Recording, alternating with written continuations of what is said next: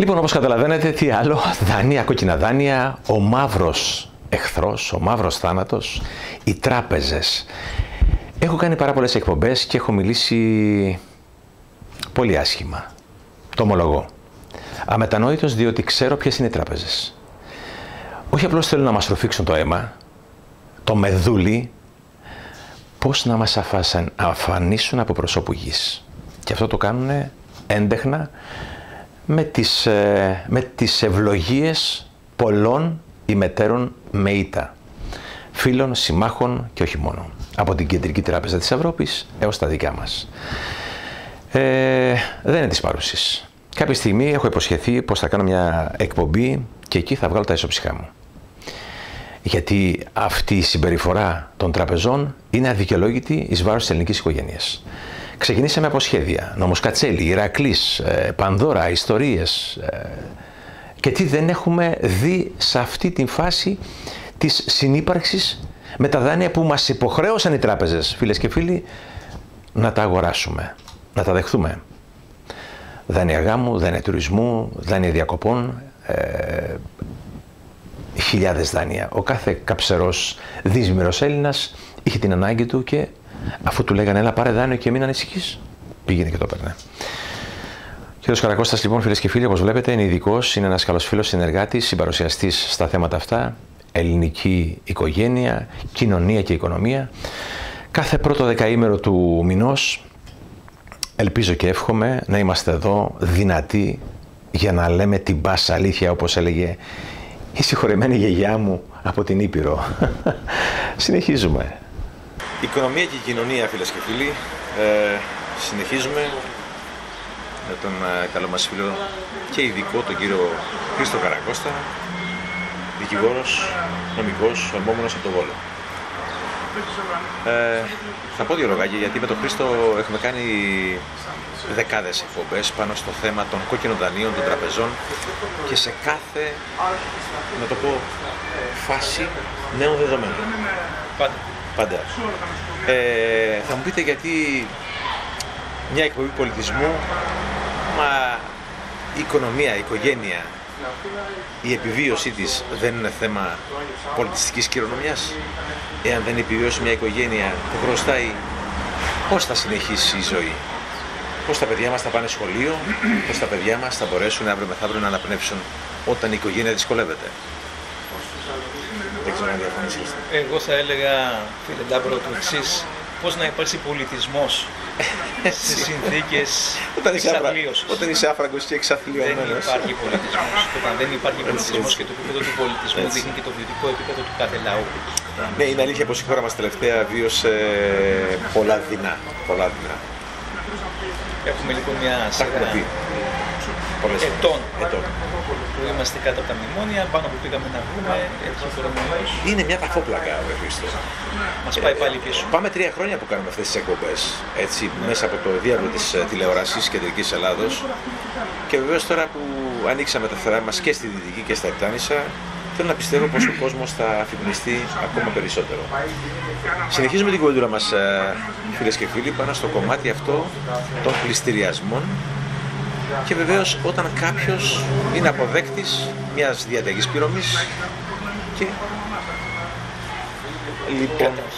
Καταρχήν να πούμε το εξής, σε ό,τι αφορά τους πληστηριασμούς, έχουμε ένα δεδομένο ότι μέσα στο Σεπτέμβριο, σύμφωνα με αυτά που δημοσιεύονται πάντοτε στον τύπο, πρόκειται να γίνουν 500.000 πληστηριασμοί σε όλη την Ελλάδα. 500.000 πληστηριασμοί σε όλη την Ελλάδα. Αρχίζω και κουφαίνω με τα άσια, ξέρεις. 500.000. Υπάρχει μια τέτοια πρόβλεψη. Δυστυχώς, με την αλλαγή του κώδικα πολιτικής οικονομίας το 2016, από εκεί και μετά οι πληστηριασμοί γίνονται ηλεκτρονικά. Υπάρχει αυτή η πρόβλεψη να γίνεται ηλεκτρονικά πληστηριασμούς και όχι μόνο αυτό, αλλά έχουν τροποποιηθεί και τα δικαιώματα των δανειοληπτών, δηλαδή αυτών των οποίων σε βάρος ξεκινάει να γίνει ένας πληστηριασμός, έχουν μειωθεί και όχι προς ωφελός τους, βέβαια έχουν συμπληρωθεί προθεσμίες και γι' αυτό θα πρέπει ο κάθε πολίτης ο οποίος δέχεται την έκδοση μιας διαταγής πληρωμής να σπεύσει άμεσα στον δικηγόρο του για να ενημερωθεί και να ασκήσει τα νομικά του δικαιώματα. Άμεσα σε δικηγόρο. Άμεσα ή δυνατόν και την ίδια μέρα που θα πάρει την προσωρινή διαταγή. Έτσι είναι απόφαση μιας δικαστικής απόφασης. Είναι μια ιονή δικαστική απόφαση, έτσι τη λέει ο νόμος, και λέμε ιονή γιατί δεν προηγείται διαδικασία αντίλογου, αντιρρήσεων από την πλευρά του δανειολήπτη. Έχει όμως ο δανειολήπτης τα δικαιώματα, τα νομικά του δικαιώματα, επειδή δεν πάρεσε στο δικαστήριο κατά τη διαδικασία έκδοσης διαταγής πληρωμής, να ασκήσει τις αναλογικές του. Ότι δεν παρίσταται. Δεν παρίσταται η διαταγή πληρωμής. Στην απόφαση της διαταγής πληρωμής. Αυτόματος μηχανισμός, όπου αυτός ο οποίος έχει κάποια ληξιπρόθεσμη και βεβαιωμένη και καθαρισμένη υποτίθεται απέτηση, μπορεί να απευθυνθεί με μία αίτηση στο δικαστήριο και να βγει διαταγή πληρωμής. Η διαταγή πληρωμής, λοιπόν, αυτή η διαδικασία είναι καθαρά γραφειοκρατική, είναι τυπική. Δεν καλείται να αντιλέξει ο καθού πληστηριασμός.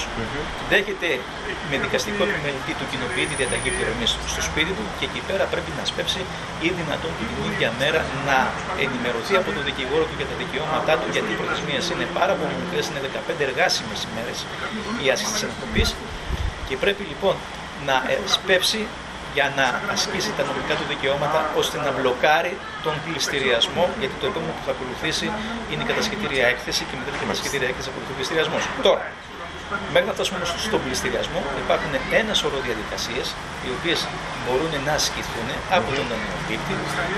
Μπορεί να κινηθεί εναντίον της τράπεζας, να ζητήσει συγκεκριμένα πράγματα από την τράπεζα να του δώσει. Εάν δεν του τα δώσει η τράπεζα, είναι υπόλογη, μπορεί να ασκήσει άλλα δικαιώματα από εκεί και ύστερα και να φτάσει και μέχρι το σημείο της αποζημίωσης από την καταχρηστική αναγκαστική εκτέλεση που επισπεύδει εναντίον του η τράπεζα. Είναι μια διαδικασία, είναι μια βεντάλια όπλων η οποία ανοίγεται από εκεί και μετά. Φτάνει βέβαια να το θελήσει και να είναι και έτοιμος να δώσει μεγάλο δικαστικό αγώνα και πόλεμο για να σώσει την περιουσία του, γιατί δεν είναι εύκολη η διαδικασία αυτή.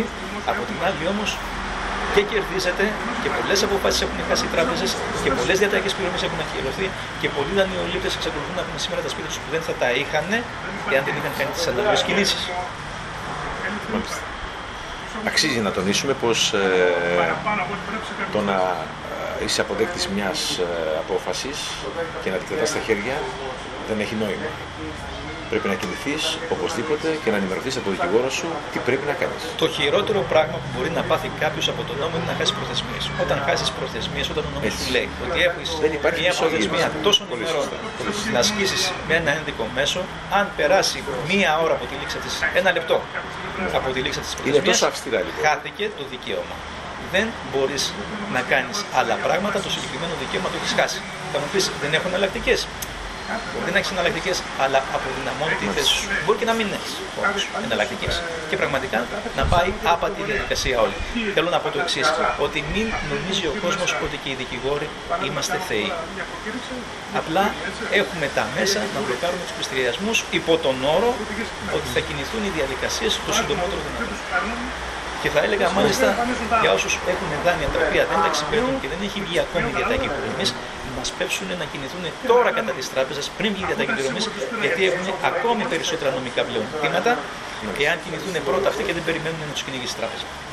Από εκεί και ύστερα, η διαδικασία του ηλεκτρονικού πληστηριασμού είναι μια διαδικασία η οποία και αυτή παλεύεται και αντιμετωπίζεται υπό προϋποθέσεις πάντα, δεν είναι για όλες τις περιπτώσεις το ίδιο, αλλά υπάρχουν και εκεί πέρα πληστηριασμοί που τους έχουμε παγώσει, που τους έχουμε αναβάλει, που τους έχουμε αναστείλει και όσο κερδίζουμε χρόνο, όσο αναβάλλονται πληστηριασμοί, τόσο περισσότερα πλεονεκτήματα κερδίζουμε στη διαπραγμάτευσή μας να εξαλείψουμε τις παράνομες χρεώσεις, να πετύχουμε μια καλύτερη ρύθμιση και να πούμε και το άλλο, ότι πλέον μπορεί να μην είναι υποχρεωτική η διαμεσολάβηση της τράπεζας, αλλά μπορούμε να τις καλέσουμε σε διαμεσολάβηση της τράπεζας, μπορούμε να τις τριμώξουμε και κυρίως εκεί μπορούμε να τις τριμώξουμε, να το πούμε και αυτό, είναι στην διαδικασία που έχουν πουλήσει τα δάνειά τους σε εταιρείες ειδικού σκοπού και σε φάτση. Πολλοί δανειολήπτες έχουν δεχτεί επιστολές ότι το δάνειό σας το έχει αναλάβει η τάδε εταιρεία ειδικού σκοπού.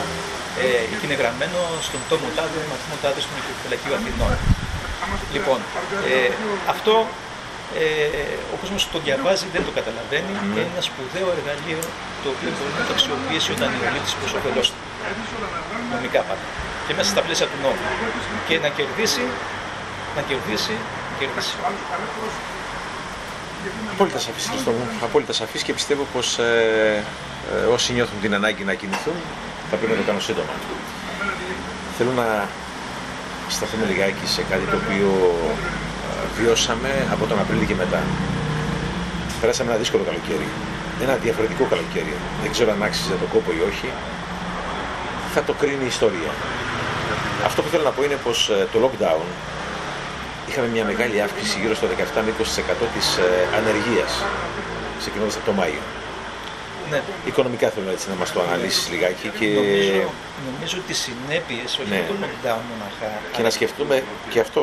Και συγγνώμη πως καθυστερώ λιγάκι να ακούσουμε αυτά που θέλεις να πεις. Τα λουκέτα αυξήθηκαν. Οι συνέπειες νομίζω ότι από το lockdown και το lockdown, αλλά και γενικά από όλη αυτή την κατάσταση που επικρατεί μέχρι και σήμερα και που κρατήσει και τους επόμενους μήνες, δυστυχώς, αυτές οι συνέπειες νομίζω ακόμη δεν έχουν φανεί. Δεν το έχουμε δει το εύρος των συνεπειών. Προσωπικά θυμάμαι τότε το 2010 που μπήκαμε στα μνημόνια που μας λέγανε ότι το 12 θα βγούμε και φτάσαμε να είμαστε μέχρι το 2020. Σωστά. 2020. Δεν θέλω να επιλέξω το απεσιόδοξο σενάριο, γιατί μου αρέσει να είμαι αισιόδοξος. Θέλω να πιστέψω ότι θα τελειώσουμε και θα τελειώσουμε σύντομα. Παρ' όλα αυτά και σύντομα να τελειώσουμε, οι συνήθειες αυτές θα μας ακολουθούν για πολλά χρόνια μέχρι να έρθει η οικονομία σε μια κανονικότητα. Το 2000, για να κάνουμε έτσι μια σύγκριση, το 2010 η Ελλάδα πτώχευσε γιατί για ένα 24ωρο θα μας έλειπαν 2 δις μόνο να πληρώσουμε τις υποχωρήσεις μας που είχαμε ως κράτος. Το 2020 παίρνουμε 72 δις από το Ταμείο της Ευρωπαϊκής Ένωσης, από τους μηχανισμούς εν πάση περιπτώσει στήριξης αυτής της κατάστασης. Η Ελλάδα παίρνει 72 δις, αλλά κάτι παίρνουν άλλα ποσά. Λοιπόν, και πάλι αναρωτιόμαστε ότι δεν ξέρουμε εάν θα μπορέσουμε να το παλέψουμε και να επανέλθουμε σε μια κανονικότητα προ-κορονοϊού τόσο σύντομα.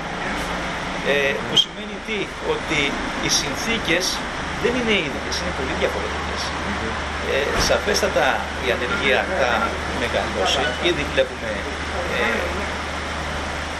επιχειρήσεις να κλείνουν. Ο τουρισμός δεν πήγε καλά το καλοκαίρι όπως προβλεπόταν, ίσως πήγε καλύτερα από το απεσιόδοξο σενάριο, αλλά όχι τόσο καλά όσο άλλες χρονιές. Είναι μια κατάσταση που όλοι την κοιτάμε και την ψάχνουμε. Και εδώ τώρα πάλι θέλω να πω το εξής.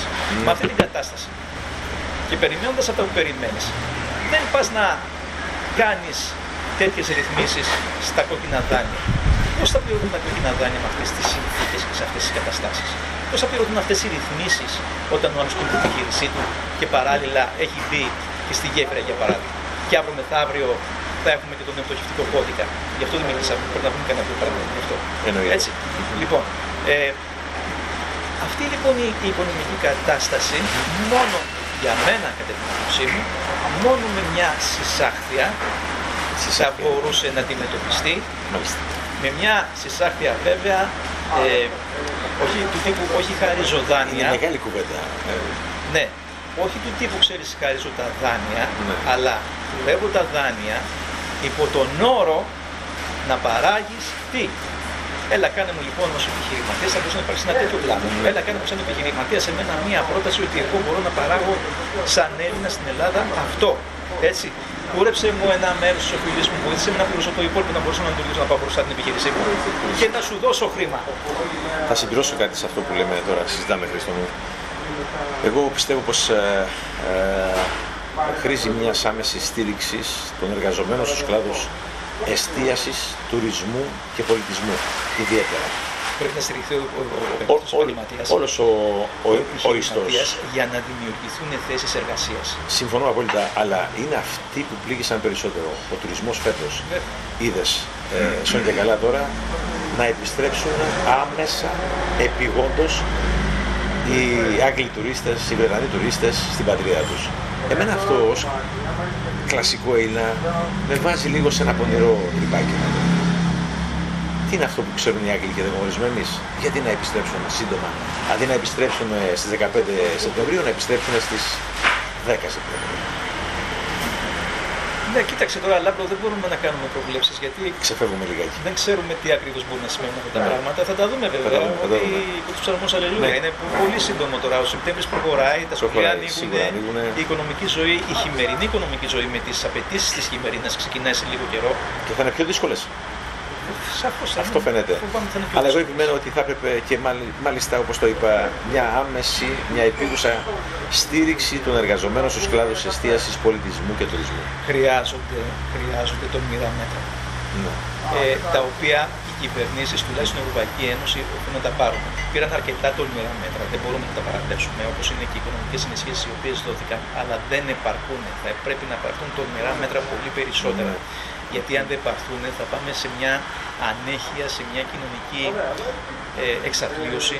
Γιατί ήδη εμείς εδώ στην Ελλάδα τουλάχιστον προερχόμαστε για μια δεκαετή πορεία τέτοιων συνθηκών και δεν αντέχουμε να ζήσουμε για πολύ ακόμα έτσι. Πρέπει να αρχίσουμε λοιπόν να μπούμε σε μια καινούργια παραγωγή με τις νέες τεχνολογίες, με τις πράσινες τεχνολογίες, με την πράσινη ενέργεια.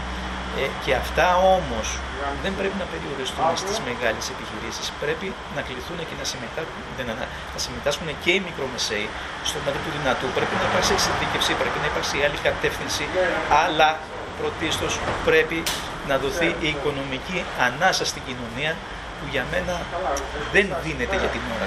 Δεν μπορώ να τη δω αυτή την κοινωνία. Λες μια μεγάλη λέξη και πολύ σωστή, η οικονομική ανάσα. Τώρα έχει πέσει στο τραπέζι και τα αναδρομικά των συνταξιούχων. Μιλάμε για πολλά χρήματα. Ναι, συνταξιούχοι. Καλείται το κράτος, καλείται η κυβέρνηση να βρει χρήματα. Βέβαια. Πρέπει να τα επιστρέψει. Σωστά. Και είναι αποφάσεις δικαστικές αυτές. Είναι αποφάσεις δικαστικές, σωστά. Και δεν είναι μόνο οι συνταξιούχοι, είναι και πολλοί άλλοι που ζητάνε επιστροφές. Σωστό είναι. Λάμπρο, εγώ η άποψή μου ποια είναι, η άποψή μου είναι ότι όταν έχεις ομαλή οικονομία πολιτική, όλα αυτά τακτοποιούνται. Γιατί όταν δουλεύει η οικονομία, εισπράττει το κράτος, δίνει συντάξεις. Πολύ απλά. Πληρώνει τις δικαστικές αποφάσεις, δίνει τα αναδρομικά των συνταξιούχων. Όταν όμως η οικονομία δεν δουλεύει και δεν δουλεύει για χρόνια, είναι επόμενο να δημιουργούνται τέτοιες καραμπόλες, να το πούμε έτσι. Και κάποιοι βέβαια να μην μπορούν να λειτουργήσουν. Αν δεν υπάρξει συσάχθεια στα χρέη, εάν δεν υπάρξει μια άλλου είδους πολιτική, δηλαδή πρέπει να γίνει μια τολμηρή πολιτική, πολύ διαφορετική από αυτή την οποία γίνεται εδώ και πάρα πολλά χρόνια, γιατί βλέπουμε ότι δεν λύεται το πρόβλημα. Έχουμε 10 χρόνια και θα πάμε για τα 5 τουλάχιστον.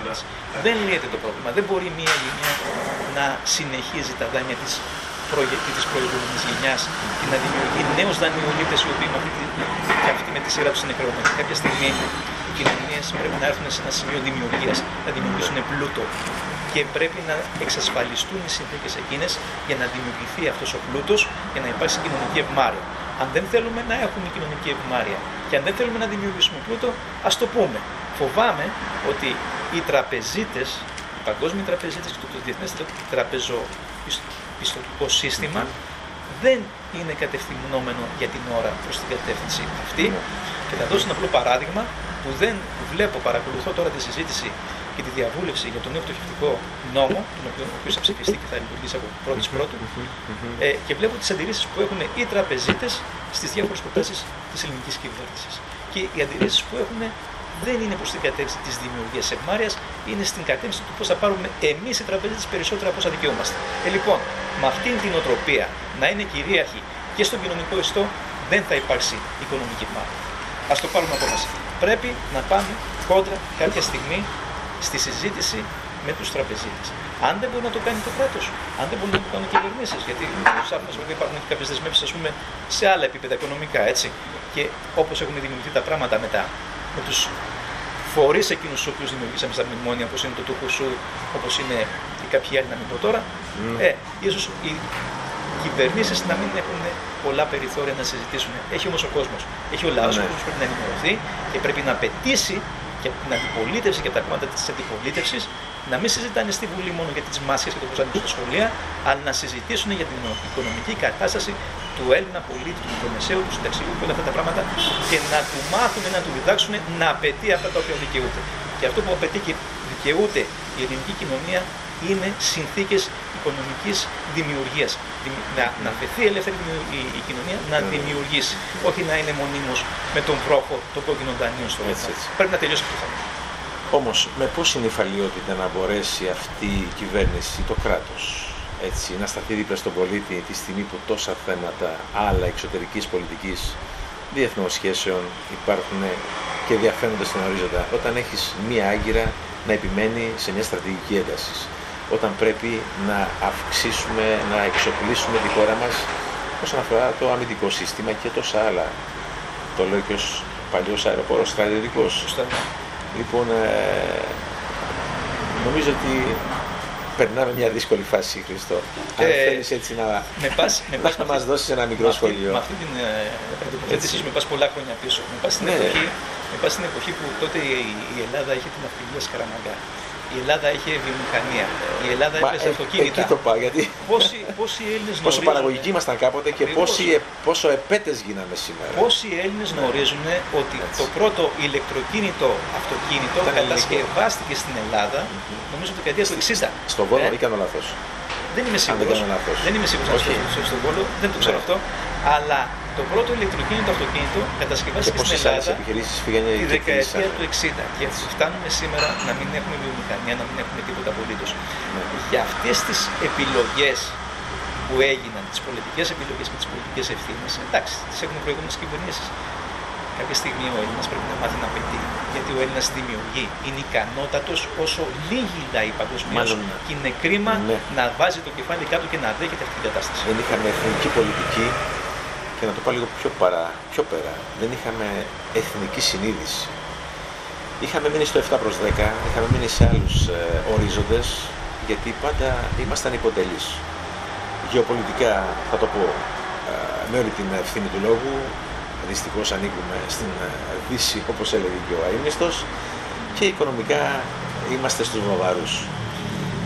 Δεν είναι κακό. Εγώ αυτή την τροχιά βλέπω να εφισταθεί η χώρα μας. Δεν είναι κακό να λέμε ότι ανήκουμε στη Δύση. Είναι κακό όμως να μην διαχειρίζονται τον πλούτο μας, Χριστό, και είμαστε υποτελείς απέναντι των ξένων. Λάμπρο, εκείνο το οποίο εγώ θεωρώ ότι μας κάνει μεγάλο κακό είναι το γεγονός ότι δεν έχουμε καταλάβει ότι έχουμε τεράστιες δυνατότητες. Ακόμη και με αυτές τις συνθήκες έχουμε τεράστιες δυνατότητες. Δυστυχώς όμως... Έχουμε πλούτο και δεν μπορούμε να το εκμεταλλευτούμε. Το γνωρίζεις αυτό? Έχουμε πλούτο. Έχουμε ορεικτό πλούτο, έχουμε φυσικό πλούτο. Μπορούμε να ασχοληθούμε με τα πετρέλαια στο κατάκολο, στο πατραϊκό. Της Υπήρου τα πετρέλαια, είναι γνωστά αυτά. Αντί να έχουμε ανοίξει τόσα μέτωπα με τον Μεμέτη και μάλιστα. Δεν ανοίξαμε στα μέτωπα. Δεν ανοίξαμε στα μέτωπα και μάλιστα επειδή είπες τη φράση κλειδί του 7/10, αυτή τη στιγμή, όσο πήγε το 7/10, οι Τουρκοί δεν κουνιόντουσαν να κάνουν τίποτα.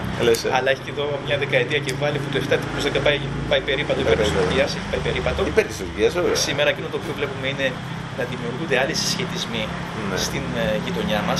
Βλέπουμε Τουρκία, Ιράν, αδελφοί μουσουλμάνοι από τη μια πλευρά. Από την άλλη βλέπουμε Ελλάδα, Κύπρος, Ισραήλ, Αίγυπτος, Αραβικά Εμιράτα, που σημαίνει ότι πάμε για μια στην πραγματικότητα. Θα μπορούσε να πει κάποιος, θα τολμήσω να το πω και ίσως και να μην είναι απόλυτο σωστό, αλλά μου δίνει την αίσθηση ότι πρόκειται για μια σύγκρουση πολιτισμών πια και δεν μιλάμε για Ελλάδα. Η Τουρκία είναι κάτι πολύ μεγαλύτερο. Αυτό το οποίο εξελίσσεται και έχει δημιουργηθεί από το κοινό που αφήνουν οι ΗΠΑ καθώς αποσύρονται από υπερδύναμη του πλανήτη. Σκέψου, κάποτε είχαμε πρώτος ΗΠΑ τους λέγαμε πλανητάρχες. Ναι. Πόσο καιρό έχουμε να ακούσουμε τη λέξη πλανητάρχες για τον Ντόναλντ Τραμπ, για παράδειγμα? Είναι ένα θέμα το οποίο δεν εξαντλείται, δεν είναι της παρούσης και εκτιμώ και υπόσχομαι στους τηλεθεατές. Σε κάποιο πρώτο δεκαήμερο θα είμαστε εδώ. Βεβαίως. Χρήστο. Βεβαίως. Θα πούμε πολλά. Έχουμε πολλά να πούμε. Βεβαίως αυτό το οποίο πονάει είναι, και επειδή το γνωρίζεις τόσο καλά, είναι αυτός ο μαύρος θάνατος των τραπεζών. Επιμένω εγώ. Αμετανόητος. Και εγώ επιμένω σε μια άμυνα των δανειοληπτών όπως πρέπει να είναι και όπως τους αξίζει να είναι και όχι αυτό το οποίο γίνεται. Αυτό είναι το διηγήμιο, φίλες και φίλοι της εκπομπής μας σήμερα. Ένα μεγάλο ευχαριστώ από καρδιάς. Δύναμη και φως εύχομαι σε όλους. Καλό κουράγιο. Αντοχές. Χρήστο, σε ευχαριστώ για μια ακόμη φορά. Για την Είμαστε φιλοξενία. εδώ. Δεν είναι φιλοξενία, πλέον είμαστε συμπαρουσιαστές, πιστεύω. Μακάρι. Δίνεις αυτό που γνωρίζεις. Εύχομαι να έχω προσφέρει τουλάχιστον το ελάχιστο που μπορώ να προσφέρω. Ας βρεθεί ένας Έλληνας που μου πει ότι δεν χρωστάει να δρομήσει μια τράπεζα. Τουλάχιστον στο θέμα της πληροφόρησης. Έτσι. Λοιπόν, σας χαιρετούμε, σας ευχαριστούμε. Γεια σας και από μένα. Είπαμε πολλά. Με αυτά τα λίγα όμως, καλοί μου φίλοι, θα κλείσουμε την πρώτη μας εκπομπή και θα ανανεώσουμε το ραντεβού μας για τις επόμενες ημέρες και ώρες.